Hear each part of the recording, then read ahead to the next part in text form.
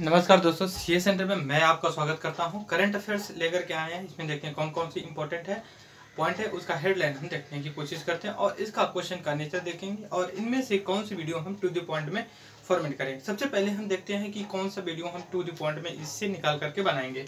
पहला है हमारा रिसेशन का मतलब क्या था। मतलब रिसेशन इन द सेंस कि इकोनॉमिक में अगर इंक्रीज होता है या डिक्रीज होता है ग्रोथ को, तो हम उसी के हिसाब से रिसेशन, डिप्रेशन वगैरह सारी वर्ड्स यूज करते हैं। तो 4 से 6 वर्ड्स आते हैं, हम उनको जो कि एक ग्राफ के माध्यम से डिस्कस करेंगे। दूसरा आता है वर्ल्ड बैंक। वर्ल्ड बैंक ने कुछ प्रेडिक्शन किया है ग्रोथ रेट को लेकर के, और उसने रिसेशन की भी बात की है कि आने वाले समय में वर्ल्ड और इंडिया में भी सफर इन द रिसेशन में। और अगला है हमारा नेशनल मोनेटाइजेशन पाइपलाइन करके है। उसमें एक न्यूज आई है कि हमने कुछ एसेट को जो कि मोनेटाइज किया था। हम इसमें डिस्कस करेंगे कि नेशनल मोनेटाइजेशन जो पाइपलाइन है इसका मीनिंग क्या है और ये कैसे काम करती है। मोनेटाइजेशन का मतलब क्या होता है, कैपिटलाइजेशन का मतलब क्या होता है, ये सारी चीज़ों को हम देख करके डिस्कस करेंगे टू द पॉइंट में। 3 वीडियो जो है कि टू द पॉइंट में बनेंगे। आते हैं हम यहाँ पे देखते हैं हेडलाइन क्या है हमारे आज न्यूज़पेपर में। पहली बात देखते हैं कि जो हमारा पॉलिसी मेकर्स हैं या ये जो कि काफ़ी फेयर है लेकर के आने वाले बजट में, क्योंकि फरवरी, अब ये अक्टूबर चल रहा है, 3 से 4 महीने के बाद फरवरी जब आएगी तो उसमें हम बजट सेशन स्टार्ट करेंगे पार्लियामेंट का, और उसमें जो कि बजट और इकोनॉमिक सर्वे को हम जो कि सबमिट करेंगे। हाँ, नेक्स्ट में आते हैं, इसमें रिसेशन को लेकर के जो कि चिंता जताई गई है। नेक्स्ट हमारा जो वीडियो बनता है, इंडिया जो कि अब्सटेन कर लिया वहाँ से यूनाइटेड नेशन ऑर्गेनाइजेशन से, जहाँ पे एक वीटो या ये प्रपोजल लाया गया था कि हम डिस्कस करेंगे चाइना के इशू पे। चाइना का एक रीजन है जहाँ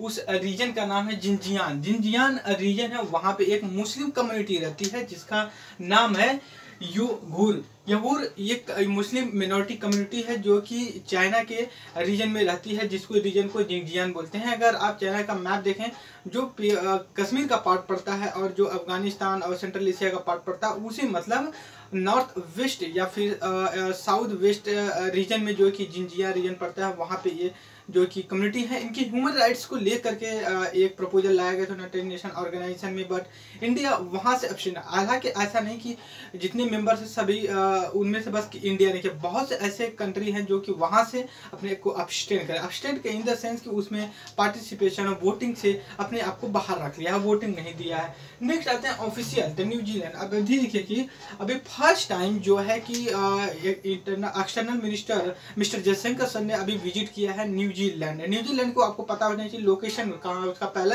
तभी जाकर के चीज़ें क्लियर होंगी। अगर आप साउदर्न हेमिस्फीयर में जाए तो ऑस्ट्रेलिया को देखेंगे। ऑस्ट्रेलिया के जब देखेंगे तो ऑस्ट्रेलिया के नीचे ये छोटा सा एक आइलैंड कंट्री है जिसको हम न्यूजीलैंड बोलते हैं। तो वहाँ पे एक इस तरह का मतलब चिंता जताई गई है और इंसिडेंट हो रहा है जो क्लाइमेट चेंज की वजह से स्नो मेल्टिंग का प्रोसीजर हो रहा है। स्नो मेल्टिंग हो रही है, क्यों हो रही है हमें पता है, क्लाइमेट चेंज हो रहा है, बहुत सी चीज़ें जो कि बदल रही है। सी लेवल इंक्रीज हो रहा है, आइस शीट जो है कि वो मेल्ट होकर के वाटर लेवल में बढ़ जा रही है, तभी जो कि सी लेवल इंक्रीज हो रहा है। तो वहाँ पे ये मतलब इस तरह का फियर है कि अगर ऐसा होता है तो आने वाले समय में जो कि जनरेशन है उनके लिए दिक्कत होगी।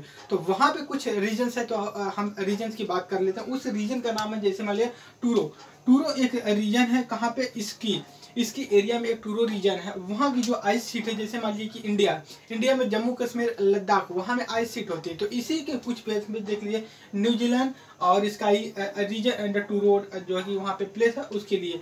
दूसरी बात है, एक वोल्केनो वहाँ पे पाई जाती है, वोल्केनो वोल्टेज पाई जाती है, जिसको कहते हैं जैक्ड, JAGGED। जैक्ड एक वोल्केनो है। तीसरा जो है कि एक माउंटेन है, वहाँ पे कहते हैं उसको रूपेहू एक माउंटेन है। और दूसरा चीज एक आइलैंड वहाँ पे पाया जाता है जिसका नाम है कूलर साउदर्न आइलैंड। देखिए अब इसमें क्वेश्चन क्या है, यूपीएससी जो अब तक के नए ट्रेंड से क्वेश्चन पूछ रही है, जो ये दे देती है कि कौन से रीजन क्यों न्यूज में रहा है और ये जो है कि किस कंट्री में पाया जाता है। जैसे एक बार क्वेश्चन पूछा हुआ था कि गोल्डन ट्रायंगल कहाँ पे पाया जाता है। फिर उसके बाद ये भी इस साल भी 4-5 क्वेश्चन पूछा हुआ था। दूसरी ये भी चीज़ें पूछता है कि अगर किसी कंट्री में किसी वजह से माइग्रेशन या इस तरह का डिजास्टर होता है तो ये पूछ देता है कि इस तरह का माइग्रेशन किस कंट्री में देखने को मिला। तो इसलिए यहाँ पे इस प्लेस का होना जरूरी है। सबसे पहले जाए आप न्यूजीलैंड को अपने एड्रेस पे मार्क करिएगा। आप साउदर्न हेमिस्फीयर में चले जाइएगा और ऑस्ट्रेलिया का जो कॉन्टिनेंट है वहाँ पे देखिए नीचे ही जो है कि उसके जस्ट एक न्यूजीलैंड पाया जाता है। तो दूसरी चीज़ है यहाँ पे ये टूरो और इसकी जो कि प्लेस है। दूसरा जो वोल्केनो है जैगर वोल्केनो और माउंटेन है रोपीहू और एक कूलर आइलैंड है जो कि वहाँ पे न्यूजीलैंड में पाया जाता है। नेक्स्ट हमारा है फाइनेंस ईयर 2022। इसमें ये कहा गया है कि बहुत से ऐसे मतलब अच्छा खासा 97,000 करोड़ रुपीज को मोनेटाइज किया गया है। जो ये हमारी प्रोग्राम है गवर्नमेंट ऑफ इंडिया का national monetization pipeline programme.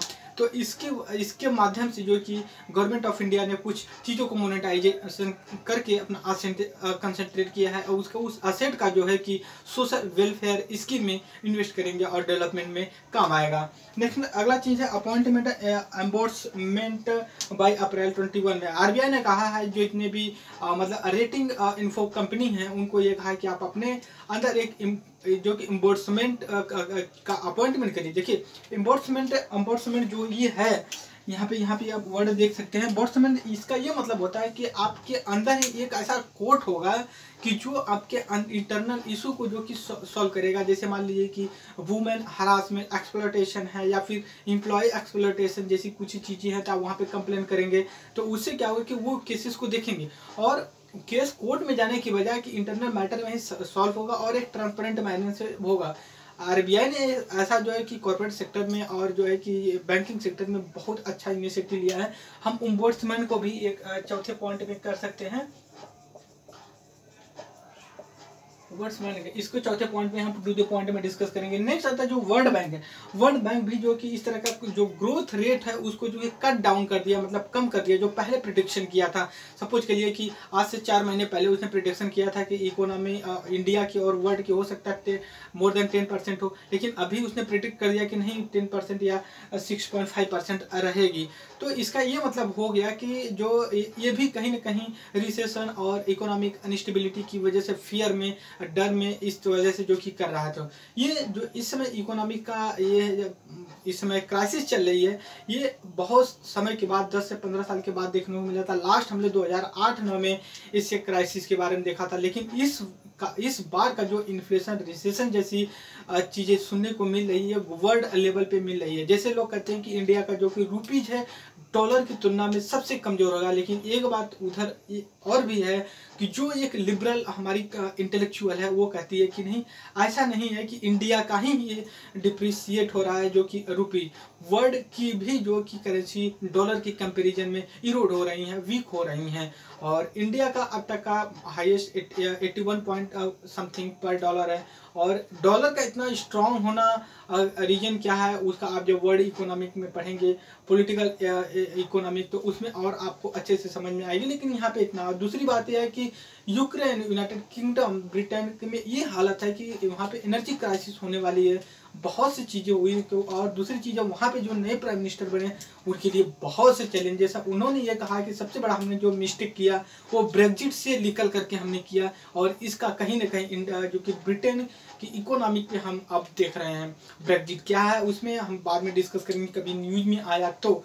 Next हम आते हैं यहाँ पे देखिए European union central bank of उसने भी ये प्रिडिक्ट किया है कि रिसेशन की तरफ पूरा वर्ल्ड बढ़ रहा है। तो इस चीज़ को देखते हुए हम ये चीज़ क्लियर करेंगे रिसेशन क्या होता है, डिफ्लेशन क्या होता है और उसके बाद जब रुपीज की स्ट्रॉन्ग होती है अप्रिसिएशन डिप्रिसिएशन राइट। तो ये सारे वर्ड्स होते हैं की वर्ड्स होते हैं। यूपीएससी स्पेशली की वर्ड्स को दे करके आपकी उसकी डिफिनेशन पूछ लेती है या फिर आप कह सकते हो इसको कि क्या आपको वो डिक्शनरी कह रही है पढ़ने के लिए। जी नहीं, बिल्कुल ऐसा नहीं कि वही वर्ड्स पूछती है यूपीएससी जो आपके एग्जाम्स और आने वाले जब सर्विस में आएंगे तो उसके लिए इंपॉर्टेंट होगा। सपोज करिए अगर आप आईएएस बनते हैं, आईएएस बनने के बाद सारी चीज़ें आपको डील करनी पड़ती है। आपको जब रिसेशन डिप्रेशन वगैरह चीज़ें नहीं पता हैं तो कैसे आप करेंगे, इसका इम्प्लीमेंटेशन कैसे होता है। तो ये सारी हमने एक शॉर्ट वीडियो में एक इसको डिस्कस किया।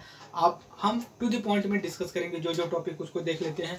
यहाँ पे देखते हैं रिसेशन के बारे में डिस्कस करते हैं और इसी के साथ इन्फ्लेशन के बारे में भी डिस्कस करेंगे। वर्ल्ड बैंक देखेंगे कि वर्ल्ड बैंक क्या है, कैसे काम करता है, क्योंकि वर्ल्ड लेवल पे जो फाइनेंस कंपनियां या फिर इंस्टीट्यूशंस है, world bank, IMF, world WTO जैसी चीज़ें, उसको भी हम डिस्कस करेंगे जब जब न्यूज़ में आएंगे। तो लेकिन फिलहाल जो टू द पॉइंट में आज डिस्कस करेंगे आने वाले वीडियो में, उसमें वर्ल्ड बैंक को एकदम अच्छे से कॉम्प्रिहेंसिव तरीके से हम डिस्कस करेंगे। दूसरी चीज़ ये है कि आपका नेशनल मोनेटाइजेशन पाइपलाइन जो प्रोग्राम है, इसको हम डिस्कस करें, ओम्बुड्समैन के बारे में हम डिस्कस करेंगे।